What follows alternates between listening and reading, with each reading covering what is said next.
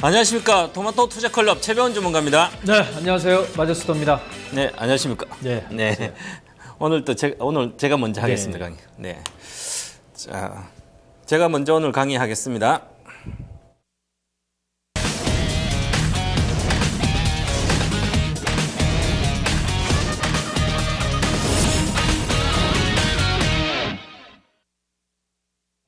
네, 주식 투자를 잘하기 위해서 어떤 게 필요할까? 그러면 전체 시장을 잘 보는 것도 아주 중요합니다. 사실 전체 시장은 우리가 예측이 사실상 쉽지 않습니다. 그래서 이걸 이제 시스템 리스크라 그러는데 전체 시장 리스크는 우리가 통제가 잘 안 되는데 그 다음에 좀 어려운 게 그 산업 전망입니다. 업황 전망. 이 업황 전망을 잘해야만 추세적으로 바닥에서 사서 먹을 수가 있습니다. 초기에 진입할 수가 있는 거죠. 그래서 제가 이제 배워야 산다뿐만 해서 이제 업황 전망도 좀 많이 해드리고 있는데요. 오늘은 제가 그 업황이 좀 급격히 좀 바뀌고 있는 업황이 있어서 좀 오늘 시간에 해드리도록 하겠습니다. 지난주에 배워야 산다도 해드렸는데 오늘은 조금 새로운 이슈가 있었기 때문에 다시 해드리겠습니다. 자, 철강 산업입니다. 철강 산업.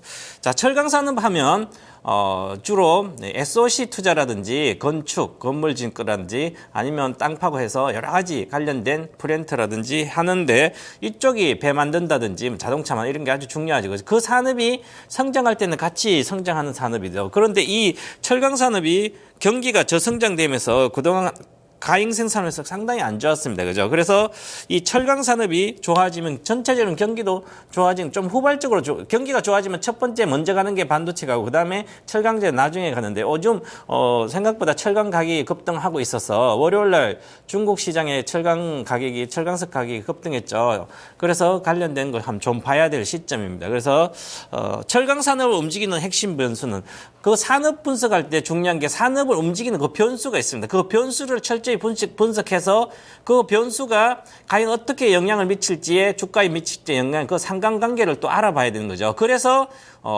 이게 추세적으로 갈지 아니면 기술적 반등인지 또 추가 하락할지에 대해서 판단할 수가 있습니다. 그래서 이 변수 분석을 해야 되는데 산업 전망이 가장 중요한 이 산업에 흐르는 변수입니다. 이 변수인데 자 여기서 보시면 철강이 핵심 변수는 뭐냐? 철강 회사들은 주로 제품 포트폴리오 구성을 어떻게 했느냐에 따라 아주 달라집니다.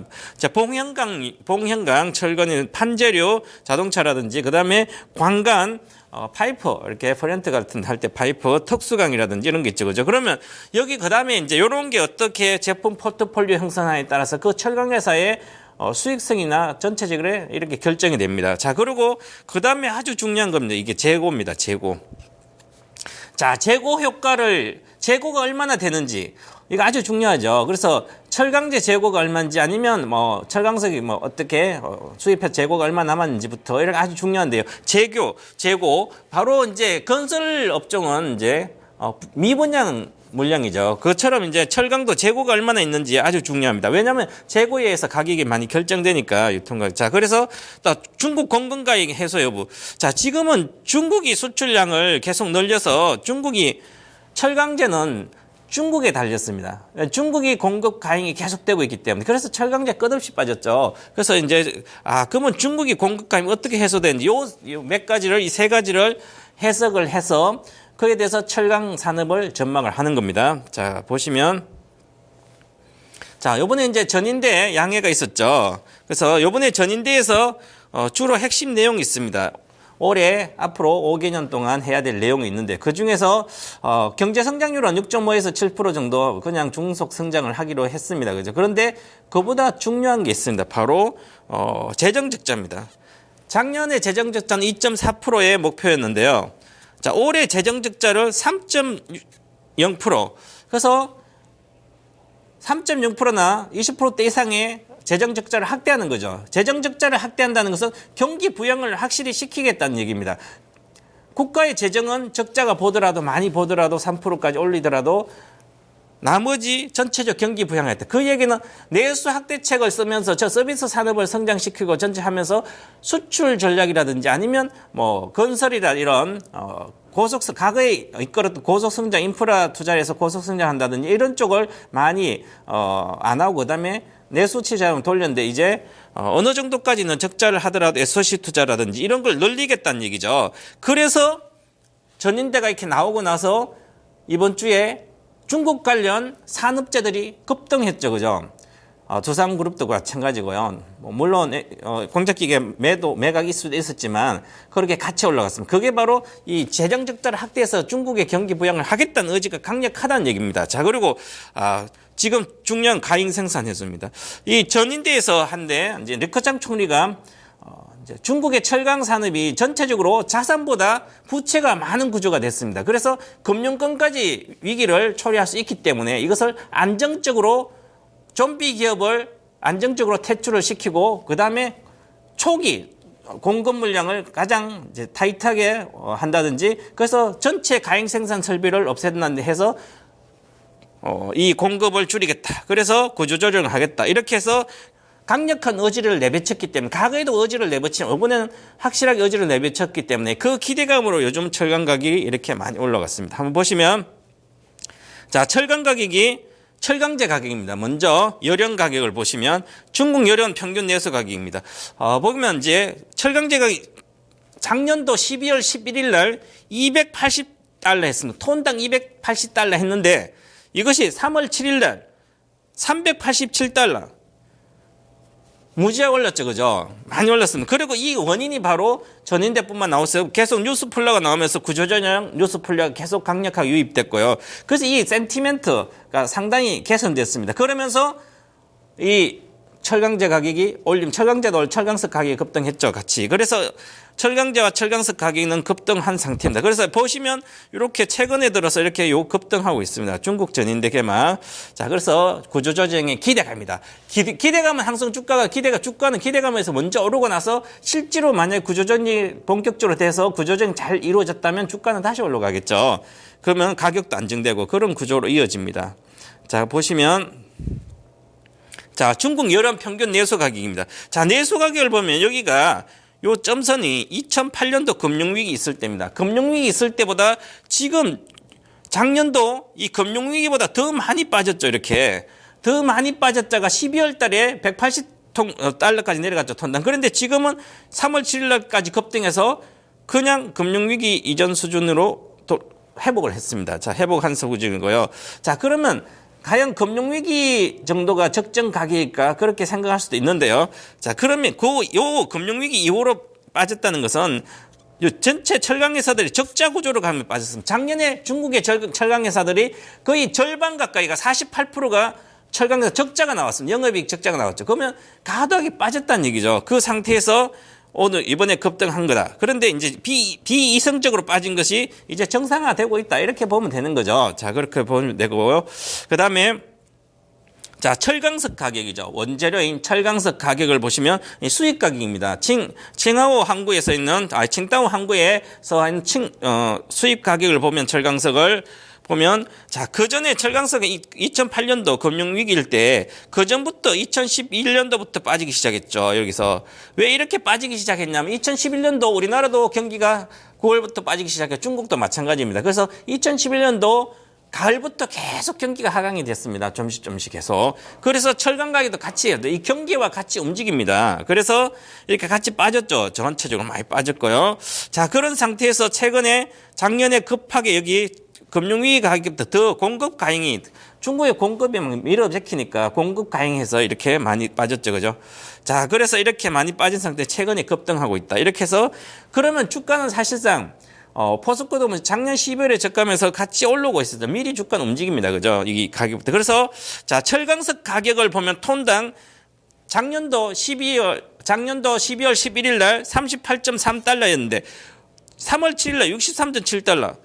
무지 올랐죠. 그죠? 이렇게 많이 오른 이유가 바로 금융위기 수준도 회복됐지만 이 센티멘트가 또 강화되고요. 전체적으로 재고가 많이 줄어서 재고를 채우는 생산을 좀 해야 돼서 또 많이 수입이 된 상태다. 이렇게 봐야 될 것 같고요. 자, 그래서 중국 철강석 수입 가격과 열연 유통 가격이 이게 스프레드인데 이 가격 차이가 스프레드입니다. 자, 그래서 유통 가격 스프레드 차이를 보게 되면 자, 결국은 철강석 수입 가격도 내려가면 같이 자, 열연 유통 가격도 내려가죠. 그죠? 그런데 열연 유통 가격 이게 보시면 자, 거의 보면 여기가 비슷할 때가 있어요. 비슷할 때가 있는데 요 때가 바로 성수기 진입할 때가 바로 2분기 성수기죠. 그때 철강 유통 가격과 철강석 가격과 같이 합니다. 미리 철강석 가격이 오르면서 유통 가격은 미리 올려서 같이 해서 그때 정점을 같이 붙습니다. 비슷하게. 그래서 지금도 철강석 가격이 급등하고요. 유통 가격보다 철강석 가격이 더 지금 빠르게 급등하고 있습니다. 그래서 비슷하게 가고 있죠. 이게 바로 성수기가 2분기부터 있어서 그렇고요. 자, 그래서 어떤 분들은 이 유통 가격이 올라가는 속도보다 철강석 가격 오른 속도가 훨씬 더 빠르니까 마진이 스프레드가 축소되지 않겠냐. 물론 스프레드 축소는 될 수 있습니다. 하지만 기존에 있던 스프레드가 있기 때문에 충분히 이익이 난다. 이렇게 보면 2분기부터 실적이 좋아지는 거죠. 자, 그래서 보시면 포스코와 주가와 중국 철근 스프레드입니다. 자, 파란색이 철근 스프레드 같이 내려가고요. 포스코 가격인데, 그러면 포스코 가격보다 지금 철근 스프레드가 훨씬 더 빨리 포스코는 지금 철근 스프레드까지 올라간 거 포스코 주가 동의한다면 포스코는 지금 26만 원, 7만 원 가 있어야 되는 거죠. 자, 그런데 지금은 좀 더 늦지만 그래도 같이 움직인다. 이렇게 보시면 되고요. 이 상관계수입니다. 상관계수는 철근 가격과 스프레드 상관계수는 철근과 0.93%. 자, 포스코는 철근 가격에 거의 스프레드와 연동을 한다. 이렇게 보고 여론은 0.88이에요. 그러면 결국은 중국의 철근이나 여론 가격이 급등하게 되면 가장 빠르게 주가가 같이 동행하는 건 포스코라는 얘기죠. 자, 그렇게 이해를 하시면 될 것 같고요. 자, 다음 장 보시면 자, 그 다음에, 현대제철 주가입니다. 자, 현대제철과 철근 스프레드를 보면 같이 움직입니다. 하지만 현대제철은 캡티브 마켓이 현대기아차이기 때문에 철근하고 상관계수가 0.75, 여론하 0.65죠. 포스코보다 훨씬 더 낮죠. 그러면 결국은 중국 철강 가격이 올라간다면 어떤 종목을 매매해야 되겠습니까? 포스코를 매매해야 되는 거죠. 이렇게 나오는 겁니다. 결론이. 자, 그리고 보시면 전 세계 낮은 가동률이 지속되고 있습니다. 가동률은 낮은데 가동률이 낮죠. 그죠? 그런데 가동률은 낮아요. 그런데 공급 능력은 그대로입니다. 그렇다는 얘기는 철근 가격이나 철강석이나 유통가격이 급등하게 되면 언제든지 공급을 늘릴 수가 있죠. 생산 능력은 그대로 있으니까. 그래서 한계가 있다는 거죠. 상승에 대한 한계가 있다. 그렇게 이해를 하시면 될 것 같고요. 자, 그 다음에 재고 수준을 봅니다. 재고 수준은 과거에 2012년도 재고, 13년도 재고보다는 비슷합니다. 그죠? 그래서 결국은 수익 가격이나 올라가더라도 전체적으로 올라가고 있죠. 그죠? 철강석 수익 가격. 하지만 한계가 있다는 거죠. 계속 오르지는 못한다는 거죠. 그래서 어느 정도의 한계가 있다. 그래서 지금은 이 철강석이 올라가더라도 지켜봐야 될 때다. 얼마나 올라갈지 성수기가 4월부터 성수기니까 그때도 계속 갈지 아니면 구조전이 어떻게 되는지 지켜봐야 된다. 아직까지는 유보적이다. 이렇게 보는 거죠. 물론 바닥은 찍었다. 이렇게 보는 것이고요. 자, 봉현강 유통가 우리나라는 그나마 적게 올라갔습니다. 작년 12월대 우리나라는 여름 가격이 4.1%밖에 안 올라가고 냉년가격은 11.3%, 냉년 훨씬 더 많이 올라갔는데요. 그래서 올라가고 있고요. 자, 그 다음에 보시면, 그래서 오늘 서머리 보시면 철강 산업에 대한 서머리는 자, 구조적 이슈 기대감 철강제 가격은 급등했고요. 중국 철강석 가격은 쇼커버링으로 급등했다. 그리고 나서 기대감으로 급등한 거죠. 자, 그래서 이제는 정말 구조전이 잘 돼야 되고 그다음에 성수유급과 과연 추세적인 상승을 하는지 조정받고를 좀 봐야 된다. 그래서 철강석 수급과 경기 부진은 이어지기 때문에 너무 긍정적으로 생각하시면 안 되고요. 그건 2분기 성수기이기 때문에 그래도 철강산업의 주가는 바닥을 지났고 철강산업 자체도 바닥은 지났다. 최악은 지났다. 이렇게 이해를 하면 될 것 같습니다. 그래서 이 대표적인 종목들 아까 상강에서 가장 높은 포스코라고 했죠. 포스코의 월봉 차트를 보시면 거래가 실린 상태에서 자 가고 있죠. 아직 가열권 못 갔습니다. 가열권 못 들어가면 아직까지 올라가면 많이 추세적으로 가려면 많이 시간이 있어야 되고요. 지금 50% 올랐기 때문에 조정받는 거는 당연하다. 자, 그 주봉상으로 보면 자 조금 지금 어제 벌써 조정이 들어갔습니다. 조정 들어갔기 때문에 다시 내려가더라도 반등을 하고 나서 시세가 마감되지 않겠나. 첫 번째 가열이기 때문에 아직은 완전히 끝난 게 아니고요. 좀 더 지켜봐야 한다. 자, 그리고 월봉 차트를 보게 되면 월봉으로 보시면 자 옛날에 거래가 급등하거나 이제 추세 상승 기간이죠. 그래서 거래가 실리고 두 번째 실리고 지금 현재 중량 여기 20만 9천 원입니다. 자 20만 9천 원이 종가로 월봉 종가로 깨진 다음 이달 종가로 깨져 있다면 이건 조정 들어간다. 그래서 20만 9천 원 중요하다. 그래서 세 번째 벌써 가열이 나왔기 때문에 이번에 조정 들어가면 또다시 조정이 길어질 수도 있다. 일본 기준으로 보면 그렇다. 그래서 너무 지금은 조정거 기간을 이용해서 눌림목 구간에서 사더라 사야지. 안 그러면 많이 사신 분은 비중을 줄이는 게 아주 좋다. 이렇게 말씀을 드리겠습니다. 자, 그래서 지금 오늘은 철강산업 분석과 투자 전략에 대해서 말씀드렸습니다.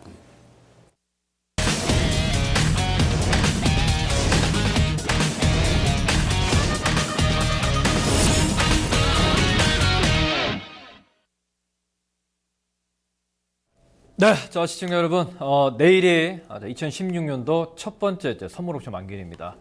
그래서 오늘은 시장 전망에 대해서 말씀을 좀 드리도록 하겠습니다. 자, 코스피 시장도 단기 바닥을 찍고 상당히 좀 많이 올라왔고요. 코스피 시장도 역시 바닥을 찍고 굉장히 많이 올랐습니다. 좀 이슈가 되는 게 지금 시장이 성장주들이 못 가고 있죠. 시장이 많이 빠지다 보니까 가치주 그 종목군들이 굉장히 많이 올랐습니다. 그러면 지금 이 시점에서 우리 매매를 어떻게 접근해야 될 것이냐. 뭐 웬만한 종목들 다 올라와 있는 상황이기 때문에 쉽게 좀 접근하는 건 좀 힘들지 않겠냐. 그러면 과연 어느 시장에서 이 내일 선물옵션 만기가 지난 이후에 매매 투자 포인트를 좀 잡고 대응해야 될 것인지에 대한 좀 설명을 오늘 시장에서 말씀을 좀 드리도록 하겠습니다. 자, 오늘 종합주가 지수가 1952포인트로 마감이 됐습니다. 자, 정확하게 지금 현재 화면에 보이는 이 차트가 종합주가 지수죠. 장기적인 흐름을 보게 되면 큰 추세 하락에서 지난 2월 달에 우리가 크게 보게 되면 이제 다중바닥이라고 얘기를 하죠. 이중바닥의 모습을 찍고 지금 현재 강한 추세 상단까지 반등이 진행이 되는 이러한 흐름을 나타냈는데, 자, 여기서 우리가 한번 짚고 넘어가야 될 게 있다. 즉 무슨 얘기냐면 모든 시장은 단기 역배열에서 대박이 나온다는 거죠. 자, 가만히 생각을 해보십시오, 시청자 여러분. 최근에 소재 업종 중에서 가장 좀 이슈가 되고 있는 업종이 철강 업종, 또 지금 화학 업종은 그렇게 많이 올라오지 않았습니다. 사실 2015년도에 외국인들이 2조 이상의 강한 순매수를 했는데도 불구하고 그렇게 크게 올라지는 못했다. 그건 뭐냐면 상대적이라는 거죠. 예, 지난 시간에 제가 순환매에 대해서 설명을 좀 해드렸었을 겁니다. 예, 순환매 순서는 영업이익률이 가장 높은 업종을 필두로 해서 올라온다. 그리고 수익률 제고 측면에서 가장 크게 올라온 업종들이 턴 어라운드 되는 종목들. 역시 뭐 지금 최근에 구조조정을 끝내고 강하게 올라오는 조선주 중에서 뭐 현대중공업이라든지 이러한 종목군들, 그리고 최근에 순환의 끝자락에서 두산그룹주들, 이러한 종목군들이 다 올라와 있습니다. 그러면 지금 이렇게 올라 있는데 시장의 포인트는 역배열에서 강하게 올라왔다는 거죠. 그러면 지금 이 구간에서 시장의 역배열에 있는 종목군들을 매수해서 지금 과거 지난 1월달, 2월달처럼 바닥을 찍고 올라오는 종목을 지금 고르는 게 가장 중요한 포인트가 되지 않겠나, 이렇게 보고 있습니다. 자, 오늘 1952포인트로 올랐죠. 자, 이 반등의 시장을 끌었던 주역은 누구죠? 역시 기관입니다. 자, 지난 시간에 말씀을 좀 드렸습니다만은 우리 국내 시장에서 단기 외국계 자금들의 유출을 막기 위해서 기준금리를 올린다. 말도 안 되는 소리다라는 얘기 드렸죠. 예. 크게 우리나라 부채가 4천조 이상이다. 이런 말씀을 좀 드리면서. 그죠? 예. 그러면서 말씀을 좀 드렸고, 가계부채가 1200조가 넘어가고, 기업부채가 2400조, 국가부채가 1200조 가까이 되는 이런 부채가 단기간에 금리를 올리면 단기 외국계 자금들을 막기 위한 수순으로 절대 올릴 수가 없다. 그래서 금리를 동결하는 모습들을 계속 나타냈었죠. 자, 우리 종합주가 지수가 이제 1950포인트를 향해서 넘어왔습니다. 그럼 이 시점에서 공략을 어떻게 해야 될 것이냐. 자, 수급 동향을 보게 되면요. 자, 올해 1월부터 지금 오늘까지 이 파란색이죠. 기관들의 매수가 거의 우리 시장에서 4조 가까운 매수가 유입됐습니다. 하지만 외국인들의 현물은 매수가 유입된 시점이 2월 거의 마지막 중순 이후였었죠. 유가가 급락 이후에 유가가 바닥을 찍고 올라오는 모습들이 나타나면서 같이 매수가 유입되는 모습들인데, 사실 최근에 기관들이 끌어올렸던 종목군들은 지금 오히려 좀 쉬고 있다는 걸 우리가 체크를 해야 되겠죠. 바닥권에서 20에서 30% 이상의 강한 상승이 이어졌다. 이렇게 좀 보고 있기 때문에 지금은 어떻게 보면 내일이 선물옵션 만기일이지만은 대형주의 어떤 그 포지션, 상승의 포지션은 좀 약할 수 있다. 이렇게 좀 보고 있지만 그래도 업종별로 지금 조정이 진행이 되고 있다는 걸 우리가 참고를 좀 해야 되겠습니다. 자, 여기 보시면 코스피 수급 동향인데 외국인들이 매수를 가담했던 시점이 2월 25일부터 이 빨간색으로 보이는 시점인데, 뭐 연속적으로 한 6거래일 정도 매수를 한 이후에 환율이 또 지금 단기 1240원대의 고점을 찍고 1210원대로 약간 강세를 보이는 이런 모습이 나타나다 보니까 외국인들이 좀 지금 좀 주춤하는 모습들이 좀 보이고 있고, 업종별로 사실 굉장히 좀 큰 상승이 좀 이루어진 상황이기 때문에 뭐 외국인들이 매수를 하면 또 기관들이 매도를 하다 보니까 어떤 수익률 제고 측면에서 외국인 역시도 수익이 나오지 않는 이런 모습이 나타나다 보니까 지금 업종별로 박스권으로 진행이 되는 이런 자리가 놓여 있다는 거죠. 자, 환율 동향 보십시오. 자, 오늘 종가가 1216원이죠. 1216원으로 마감이 됐습니다.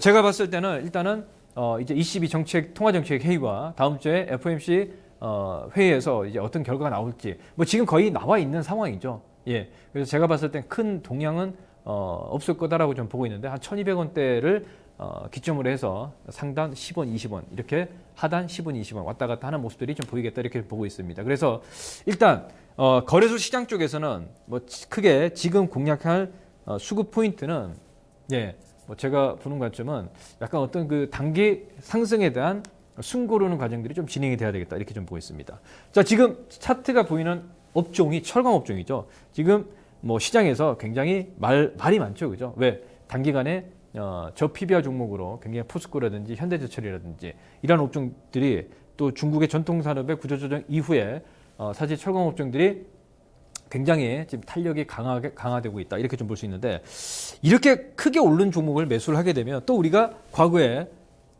또 손실을 낼 수 있는 매매 포인트 자리까지 왔다는 거죠. 자, 이 업종의 포인트를 보시면 자, 이 저점이 3,335포인트입니다. 자, 보시면 역배열이죠. 그죠? 완전 역배열에서 모든 종목군들이 급등이 나왔다는 거죠. 예, 사실 1월 중순까지만 하더라도 시장에 대해서 그렇게 낙관적으로 얘기하는 사람들은 없었습니다. 그렇죠? 하지만은 지금 보면 이렇게 좀 주가가 많이 올라오다 보니까 기관도 외국인도 순매수를 이어가는 이런 모습이 나타나다 보니까 지금 시장에서 그걸 믿고 또 단기간에 매수를 하게 되면 어떻게 될까요? 또 손실을 본다는 얘기죠. 그러면 자, 이렇게 많이 올라 있는 종목군은 당연히 조정이 나옵니다. 예. 자, 지금 오르지 못한 업종들은 거래소 시장에서 어떤 업종일까요? 자, 자동차 업종들, 그리고 IT 업종들, 그리고 소형주들. 자, 이런 업종들이 또 올라오는 모습들이 나타날 수 있겠죠.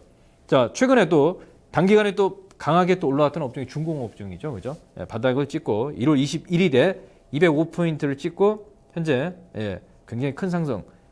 지난 작년 11월, 12월 달에 고점을 돌파하는 이런 모습들이 나타나고 있습니다. 굉장히 어떤 그 단기간의 수급적인 측면을 보게 되면 역배열에서 모든 대박은요.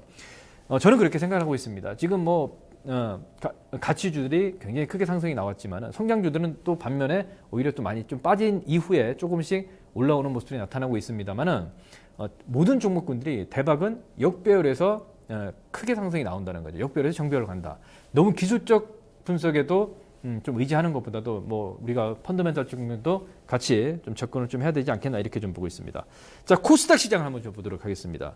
지난 2월 12일이었죠. 594포인트입니다. 장중 마이너스 8%로 서킷 브레이크가 굴리면서 시장이 거의 뭐 망할 것 같은 이러한 시장을 나타냈었습니다만 오히려 지나고 나니까 바닥이었고 어느새 오늘 종가 기준으로 679포인트입니다. 자, 코스닥 시장에 지금은 일봉이지만은 월봉의 모습을 보기에는 아직까지 갈 길이 멀었다. 분명히 가기 위해서는 이런 흔들림이 나타난 이후에 올라가는 모습이 나타난다는 걸 우리가 꼭 확인해야 된다라는 말씀을 좀 드리겠습니다. 코스닥 시장 오늘도 양봉이 나왔죠. 수급 동향을 보게 되면 사실 이 지점이었죠. 단기 급락이 진행이 될 때 기관들이 뭐 장중 1,000억 이상의 순매도를 이어갔지만은 결국은 여기 수급 동향들 보게 되면 자, 2월 11일이었죠. 기관들이 대량 매도를 했습니다. 뭐 1,300억. 그리고 그 이후에 매도를 했습니다만은 소신을 가지고 오히려 이런 구간에서 매수, 기관보다 더 물론 단기간에 매도를 하지만은 오히려 그 종목 중에서 옥석을 가려서 여전히 성장주들은 코스닥에서 많이 올라왔다는 거죠. 자, 대표적으로 코스닥 뭐 바이로메드라든지 코미팜이라든지 그리고 오늘 단기간에 많이 올라왔던 메디톡스라든지 이들 업종들은 오히려 또 꾸준한 성장, 뭐 과거에 우리가 작년에 그러한 뭐 고성장은 아니지만은 하지만은 그래도 성장이 높은 종목군들이 지금 시장에서 주목을 해야 된다는 말씀을 좀 드리면서 오늘 코스닥 쪽에서 기관 외인의 양매수가 있겠죠. 자, 그러면 내일은 선물 옵션 만기일입니다. 자, 이렇게 되면 오히려 지수는 하방보다도 상방이다. 그러니까 최근에 만기일에 좀 하방 쪽으로 뭐 콜옵션 쪽에 풋옵션 쪽에서 큰 수익률이 나왔죠. 자, 오늘 포지션을 보니까 아침장에는 기관의 개인의 콜옵션 매수가 좀 유입됐고 오히려 양매수가 유입됐죠. 그러니까 시장이 좀 박스권으로 횡보하는 모습이 나타났지만은 자, 제가 봤을 때는 내일 시장이 이 외국인들 입장도 우리가 좀 고려를 좀 해야 된다는 말씀을 좀 드리겠습니다. 제가 작년 8월 이후에 시장을 보게 되면 외국인들은 철저하게 단기 선물 매매 포지션을 대응을 했다는 거죠. 예. 자, 외국인들의 매수 포지션을 보게 되면 최근에 지금 7조 이상의 강한 순매수를 좀 이어갔습니다. 여전히 아직까지 고민을 했던 거죠. 올해 1월 달에도 예, 선물 단기 바닥권에서 우리 종합주가지수가 1800포인트 초반권에 있을 때 1830포인트 있을 때 이걸 매수를 할까 매도를 할까 여러 가지 고민을 했습니다만은 방향을 상방향 쪽으로 매수 쪽으로 포지션을 잡은 거죠. 그러니까 기관들은 오히려 저점에서 매수를 단기 짧게 대응을 하는 모습들이 나타났다. 그래서 외국인들이 지금 오늘도 순매수를 좀 이어가는 모습들이 나타났기 때문에 자, 여기 보시면 오늘도 3천억 이상 순매수를 이어갔죠. 내일은 저는 이렇게 보고 있습니다. 자, 240을 기준으로 해서 자, 위쪽으로 선물은 237을 만약에 찍으면 오히려 거래소 시장 쪽에서 강한 종목들의 상승에 반등이 이어진다. 이렇게 좀 보고 있고요. 237이 깨지지 않으면 그대로 방향을 상방향 쪽으로 보고 가는데 내일 만기 날 오히려 제가 봤을 때는 240을 기점으로 한번 좀 땡기는 모습들이 위쪽으로 더 좀 편하지 않겠냐. 외국인들 입장에서는 이렇게 좀 보고 있습니다. 그래서 지금 현재 구간에서 내일은 또 종목별 장세로 코스닥과 그리고 거래소 쪽에서 중소형주들의 상승이 진행이 될 수 있는 모습이 나타난다. 그러니까 오늘 보게 되면요. 코스피 쪽에서는 이제 정리를 좀 하면 상승률이 큰 업종은 절대적으로 박스권이다. 과거에 처음에 우리가 거래소 쪽에서 가장 먼저 올라왔던 업종이 건설업종이었습니다. 건설업종도 지금 박스권으로 계속 횡보하는 모습이 나타나고 있죠. 그렇죠? 그 업종처럼 지금 뭐 조선업종이라든지 철강업종이라든지 모든 업종이 그렇게 진행이 될 거다. 이렇게 좀 보고 있고요. 코스닥은 기관과 외국인의 동시 양매수면 더 좋고요. 집중적으로 매수하는 업종들을 종목들을 관심을 가지고 대응을 하는 게 지금 투자 포인트다. 다 오른 종목을 지금 매수하면 수익률 제고 측면에서 별로 재미가 없다는 거죠. 지금 이제 막 매수가 유입되는 종목군들을 필두로 해서 수익률을 높일 수 있는 그런 포지션, 매매 포인트를 찾아야 된다라는 말씀을 좀 드리겠고, 그래서 3월 말까지 1년에 한 번씩 있는 감사 보고서를 제출해야 됩니다. 여기서 뭐 퇴출 기업이라든지 관리 종목이라든지 영업이익이 4년 연속 적자라든지 이런 업종들은 좀 종목들은 좀 조심을 해야 되는 투자 포인트를 제시를 좀 해드리도록 하겠습니다. 자, 그리고 마지막 만기일 이후에는 선물이 237이 만약에 한번 찍고 반등이 강하게 이어질 수 있는 자리, 그리고 당분간 박스권이다 이렇게 좀 보고 있기 때문에 지금 내일 이후의 전략은 일단 종목별 장세로 대응을 하는 게 중요한 포인트다라는 말씀을 좀 드리겠고, 거래소 쪽에서는 단기 큰 상승 이후에 조정이 진행이 된 종목군들을 필두로 해서 매매 포인트를 잡자라는 말씀을 드리도록 하겠습니다. 네, 자 1부는 여기서 마무리하도록 하고요. 잠시 후에 2부에서 뵙도록 하겠습니다.